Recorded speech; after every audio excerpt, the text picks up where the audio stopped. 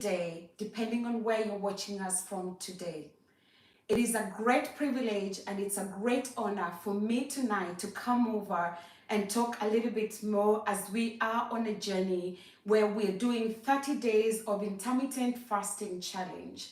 For those who are new here this evening, my name is Claire. I am a registered nutritionist. I am a lover of Jesus, a mother and a wife, among other different responsibilities and hats that I carry in my day-to-day life.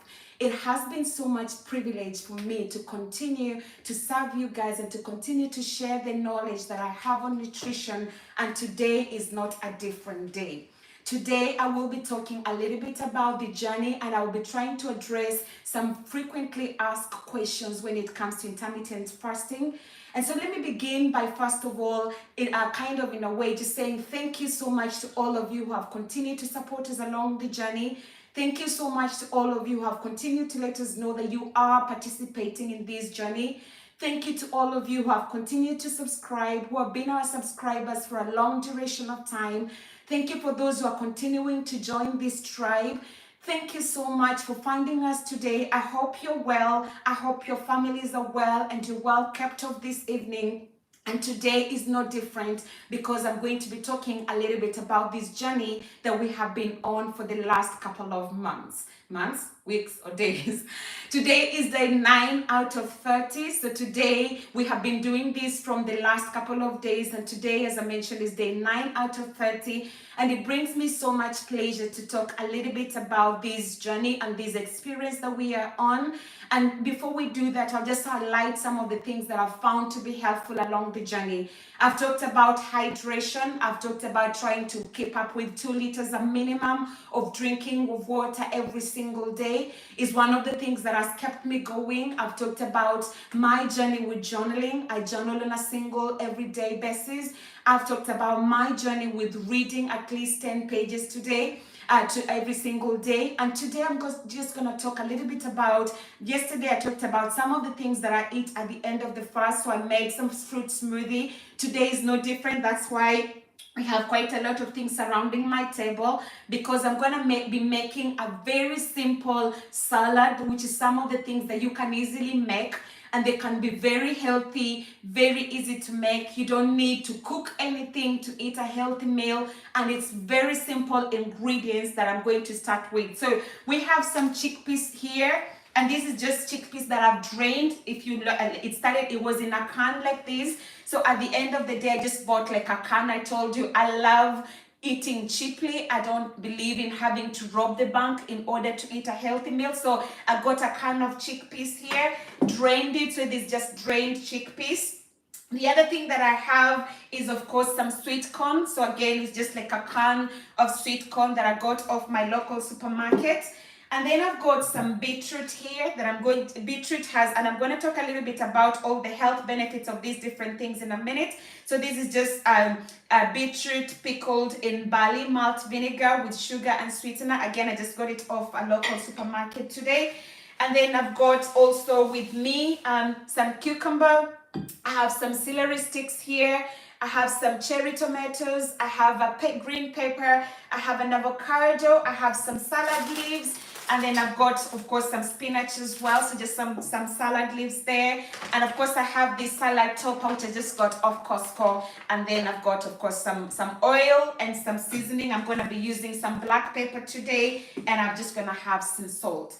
Of course, if I start to talk a little bit about all these individual ingredients, chickpeas is really rich in protein. If you are like on a plant-based diet like myself, it's so easy for you to get your protein there. Also, it is rich in things like fiber, so you can get your fiber from that meal. Beetroot, of course, there's no scientific definition of a superfood, but it's thought to have so many health impacts or health effects. It has some good high levels of iron in it. It has some good levels of antioxidants, so it can help to kind of prevent all those free radicals moving around the body that can be caught, for example, from the environment where we're living, where there's so much pollution, etc. Things like peppers, they're rich in vitamin C. Vitamin C as well is an antioxidant. Tomatoes are really rich in lycopene. Lycopene is good as well and is good for the heart. Celery is just rich in water.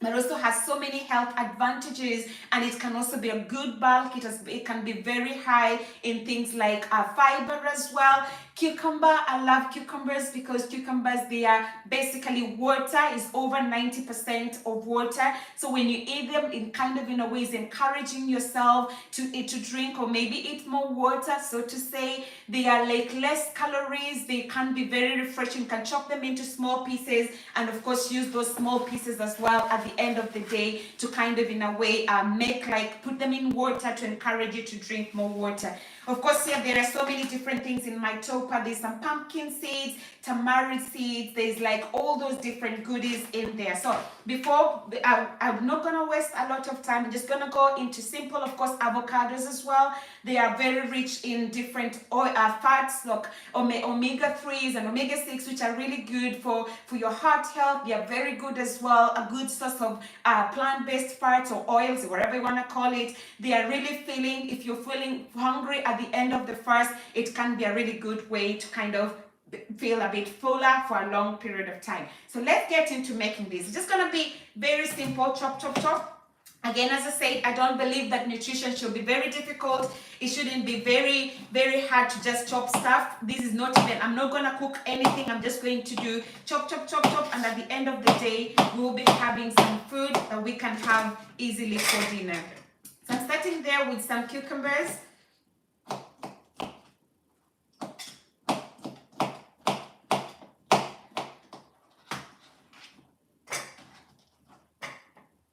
Gonna make that a little bit more smaller. Just gonna put a few more of these beetroot in there. Should have brought a spoon before that, but it doesn't matter. I'm just gonna use my little knife to get some beetroot from there. And beetroot can stain, so it's one of those things that it's kind of used to make natural dyes, which can be used as food additives. One thing to be careful with. Just gonna chop them up a little bit because I don't want to really end up with massive beetroots in my salad.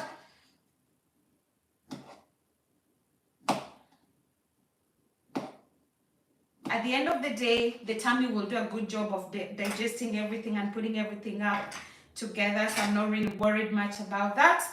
And then we're going to chop again the avocado.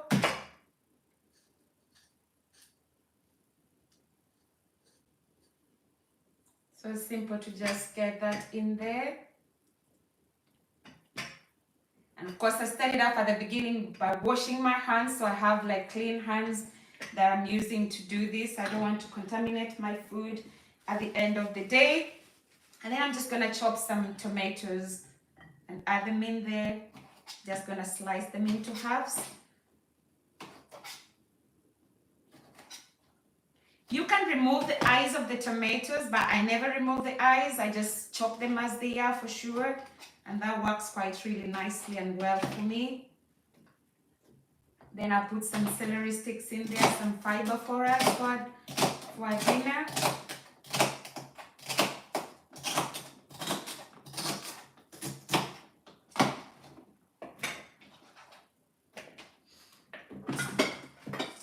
Yeah, then some salad leaves. I'm just using store-bought salad leaves and they're already washed, ready to go. So I don't really have to rewash them again. So I've got some spinach there. I've got some cress. I've got watercress there. I've got also some wild rocket. I love rocket. It's like one of the best things I love. And then we've got the peppers in there. Peppers, I say, very rich in vitamin C. Again, just chopping them up. So simple. Adding them onto that. And then I'm just gonna put in that sweet corn. Then I'm gonna put in that chickpea. And now it's time for me to start mixing everything together.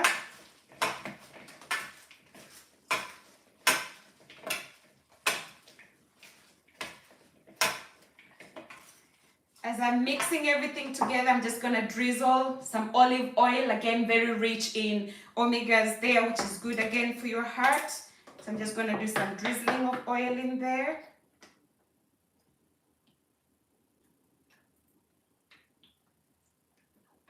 I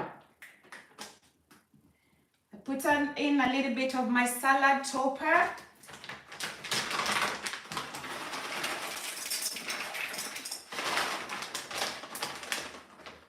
And then some spices. I'm just using some rainbow pepper there.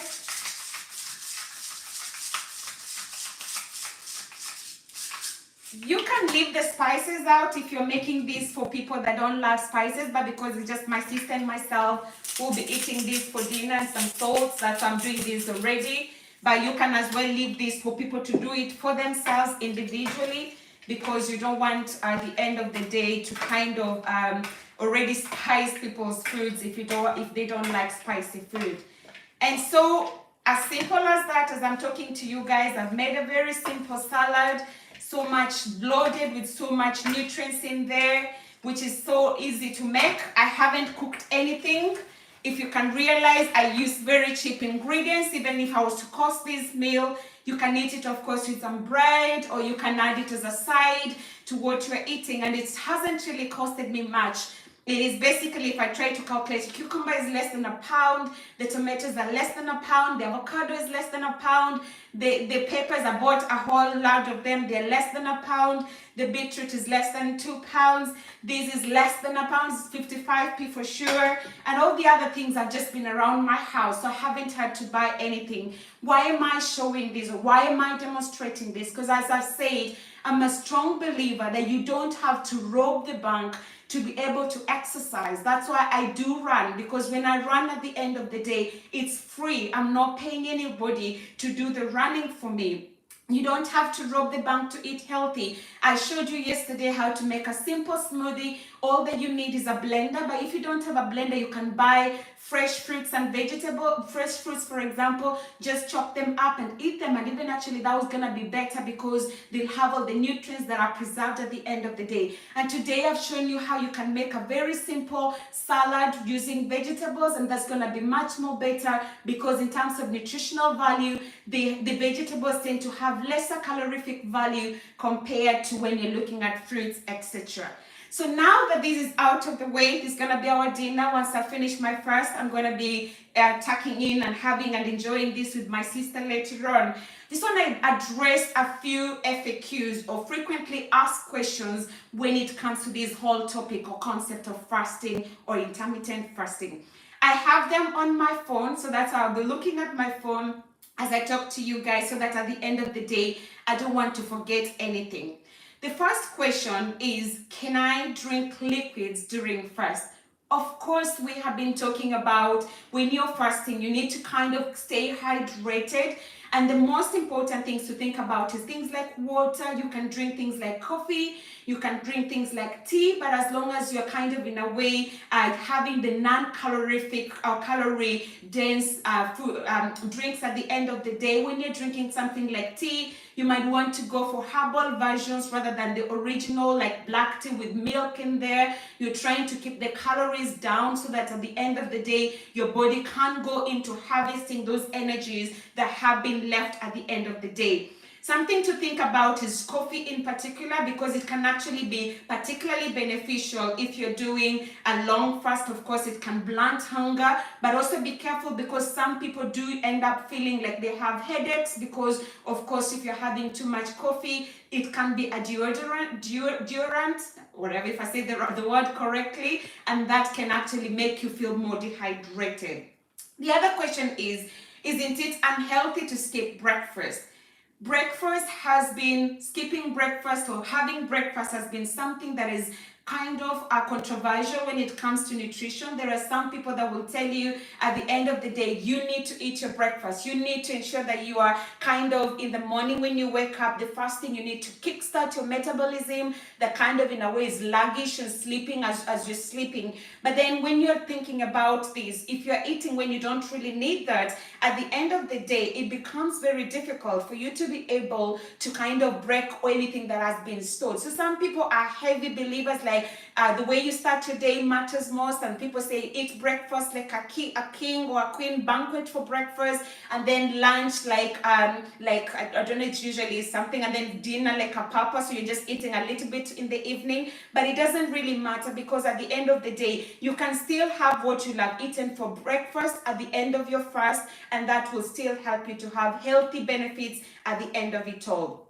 The other question that I found people frequently ask is, can I take supplements while I'm fasting? Of course, you can take supplements while you're fasting, but one of the things that I usually say, before you take any supplements, it's always important and it's so necessary for you to be able to speak to somebody who understands your journey, somebody who understands your story, because at the end of the day, you don't want to end up with supplements that you don't need. If you're eating a healthy, balanced diet, you might not necessarily need the supplementation. But if, for example, you are, let's say, on things like a plant-based diet, or if you are vegan, it means at the end of the day, you might be missing or lacking on things like vitamin B12, which is important for various functions in the body, and that can result in very difficult or very terrible health outcomes. So if that becomes like part of your story, it might be worthwhile trying to think about which supplement can I take, but you have to do that in collaboration with a healthcare professional, somebody who understands your journey. And of course, once you're doing the first, you can be careful. You need to be careful, particularly because most of these, for example, you have vitamin A, vitamin D, vitamin E, and vitamin K. ADEC, those are the fat-soluble vitamins. You want to really have some meal with them, because you need some fat to kind of solubilize them in the body, as compared to things like vitamin C, which you don't necessarily need that fat. You can basically use the water soluble, and that can be easy to wash them out, any excesses in particular, if you are allowing yourself to go through the whole journey of fasting and drinking as well as you go. The other question, and this is something I'll be addressing a little bit more in details, is can I work out while fasted? Of course, I have been working out every single day from the beginning of this challenge. I've gone for 5 kilometers run every single morning, and it's just because I want to still keep up with my heart health, watching after my heart health, so that I'm not just looking at my body, but then at the end of the day, not looking after my heart. So you can still be able to go through the whole process of trying to ensure that you are doing your workouts. Some people generally recommend you can have like BCAA, that's branch chain amino acids, to help you with recovery, to help you with the kind of rebuilding of your muscles after you worked out, and the calories are not so much. So at the end of the day, the calorific value will not be a big problem. You will still be in a fasted state at the end of it all. The other question that I found that people easily ask is, will fasting cause muscle loss? Of course, because you are kind of in a way losing weight if you're fasting and you are allowing yourself to go into that moment of restriction, restricting your calories, restricting the food that you eat. At the end of it all, it can actually result in some weight loss, and that can as well come as can as well result in things like loss of muscles. So at the end of the day, just trying to remember, if you're doing these, it is important. For example, if you are on a first try, maybe to do still exercise, do some weightlifting to rebuild those muscles, try to eat more protein. As I said, like I've got chickpeas in here, but if you are on a normal diet, you can as well add in some cheese. You can as well kind of drink some milk. I usually have like some protein shake that helps again to ensure that you are having enough of that, and of course enough of the protein that can help you rebuild all those muscles. Then the other question is, will fasting slow down my metabolism? And the question is actually no, because at the end of the day, it actually can fasten your metabolism, because you're allowing your body to break down any excesses. And if particularly you have a slow metabolic rate, it might be helpful to try things like exercise, which if you're doing exercise and still fasting can be very important. It fastens or speeds up your metabolism, and also of course also as well, because you are delaying the time when you're feeding, that actually allows your body to be able to kind of start breaking down anything that was left in there in your system, and that at the end of it all can help you. In particular, if you are somebody who has naturally, some people by nature have a slow metabolism. I had a conversation with a friend of mine over the weekend, and she was telling me, like, particularly for herself, she's got a slow metabolism, so she has to think about, how do I eat, what am I eating, when am I eating, all those kind of things. But when she exercises, she actually finds things are moving much more faster, and that can also be the case with fasting. And then the final question that I thought to address is, can kids fast? That could be a question that maybe moms out there or dads out there are thinking, like, is fasting good for my child? Obviously, no, it's not good for you. And as mentioned, who can and who can't fast? If that's something that you would love to know a little bit more, the details about it, check out a video that I made a couple of days ago that I'm talking about who can and who can't fast. If you have a child, particularly under the age of 10, their body still needs the food, and you're not going to be allowing them or subjecting them to fasting, because their bodies are still developing, their bodies are still growing, and they will need that food.